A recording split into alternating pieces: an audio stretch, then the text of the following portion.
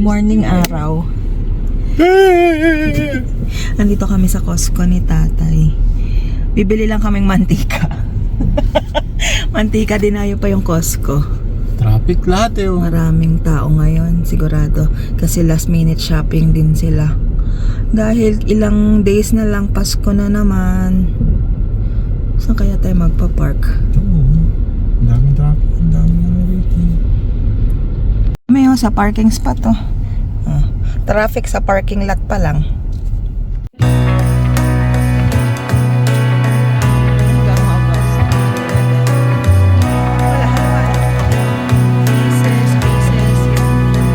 A sunny day, but it's cold outside. It tingles in my heart. Breathing air that clears my mind. I'm all for a good start. I hear those jingle bells, people singing about love. Hindi, maliit talaga to. Di na ako nakapag-vlog sa loob ng ng Costco kasi ang daming tao. Daming mukhang makikita. Baka may forbidden faces. Mga kalaguyo. Punta na lang kami, mag-haul ko na lang yung binili naming mantika lang dapat. Turo kasi ng turo si tatay eh. Buntang ka pa, ikaw may hawak lahat. Turo lang, turo eh. Kala niyo ako lang nagtuturo, siya din nagtuturo naman. Magkakape na lang kami, magagamit yung aming In English? card. Ha? In English. Ang alin? We're gonna coffee maker. Ay, naku. Yun yung daan nung nagpuputik. Ayan. Nagtutunaw, kaya maganda yung maganda yung temperature namin sa week ng Christmas, pero maputik. Pero hindi masyadong malamig. Eh di wow. Ano na yan, handa nila sa Christmas. Ano ka. Mag-haul tayo ng binili namin sa Costco na Bumili dapat. kami, ikaw lang bumili. Ay, wag kang ano dyan ha. Turo na turo dyan. Turo daw ako, turo. Siya naman yung turo, din ang turo. Ito lang talaga bibili namin sa Costco. Oh. Yung olive oil namin. Kaso, nadagdagan ng raspberry, ng Dinagdagan talaga niya. blueberry, charot-charot ka. Kapi ako. Tapos yung Toblerone truffles. Tapos yung low sodium na bacon. Yung pangkumot sa couch Pakumot mo. ni Milo. Ni Milo kasi sinakop niya na yung couch namin. Tapos yung itlog, 2 dozen. Ay, 230 pieces. Di ba 30 yung isang ganito? 230. Bali 60 pieces. Yung English siya eh.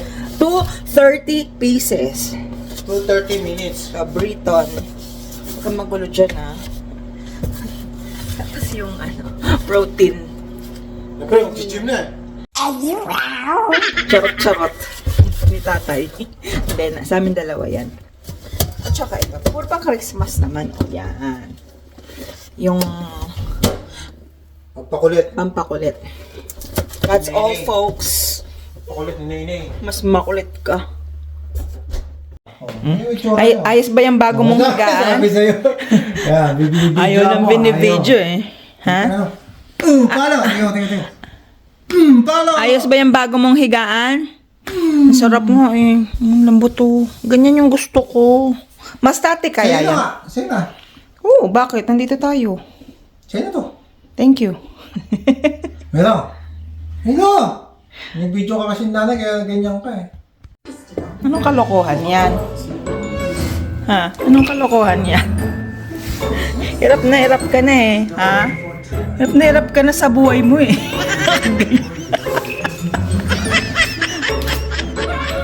Itong asong to, mas gusto niya yan dyan. May kama naman siya doon.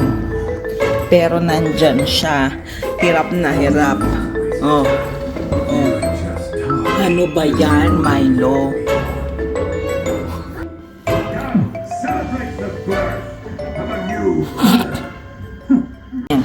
Nagluto tayong sinigang na may rice noodles. Pinalagyan ni tatay ng ano eh. Tikman natin kung anong lasa. Kain tayo ng sinigang na may noodles. Ni-request ni tatay. Ako ba nanginginig na? Nanginginig na nga ako. Nanginginig na sa gutom. Dami ng tinik ko. Hindi pero ano, okay nga.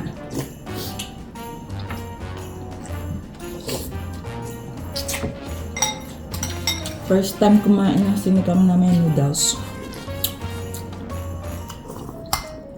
Sa isda. Sinigang na isda. Para ma-check lang. Ano kasing pangalan ng isda na to? Red snapper? Hmm.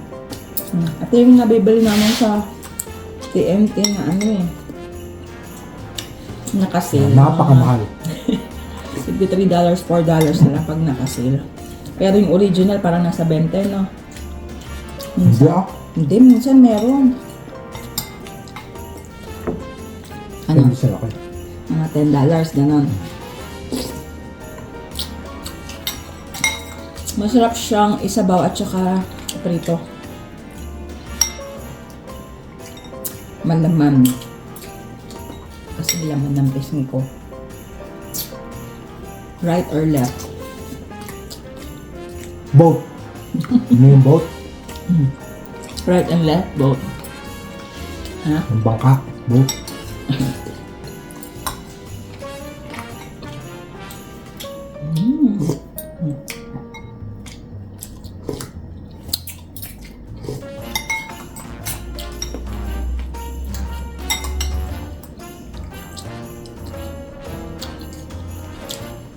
Magustuhan ni Joem yan kasi may luya. Si Kuya wala na sa birthday party. Ano makakainin niya yung luya? Hindi eh, ano yun eh, quality control pag nakakita. Yung ginger, ganun yun eh. Pag nakakita na, 10 years na naman matatapos ko. Ayan siya. Dinagdagan ko pa ng sabaw kasi natuyuan.